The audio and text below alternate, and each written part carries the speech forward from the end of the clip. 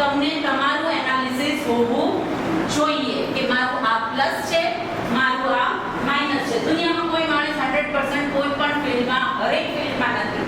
હા, કોઈ કોઈ ફિલ્ડમાં તમે 100% હોવ જ, તો એમાં તમારી એનર્જીને રિચાર્જ કર્યા કરો, એમાં તમે ગ્રોથ કરો.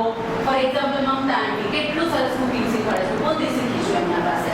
તો એને પોતાની એ સ્કિલ જાણીને એને એનહાન્સ કરી. એમ તમારામાં બી કાંઈ ને કાંઈ સ્કિલ હોય છે. મેં કીધું ને, મારી મમ્મી મને હસતી કે તું આટલું સ્ટેજ પર બોલે જાતે તને કેમ આવું ગમે છે? મેં મમ્મી ગમે છે, મજા આવે છે. ત્યાં તને કેમ કોઈ પહેલા તો ફિમેલ મોટિવેશનલ સ્પીકર એટલે નેક્સ્ટ ટુ ઇમ્પોસિબલ હતું. આજે થઈ ગયું છે, રાઈટ?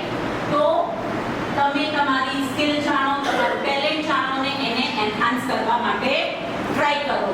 નેવર ગેટ ઇન્ફ્લુઅન્સ કે હું આ કરી જ ન શકે, આ કરાય જ નહીં.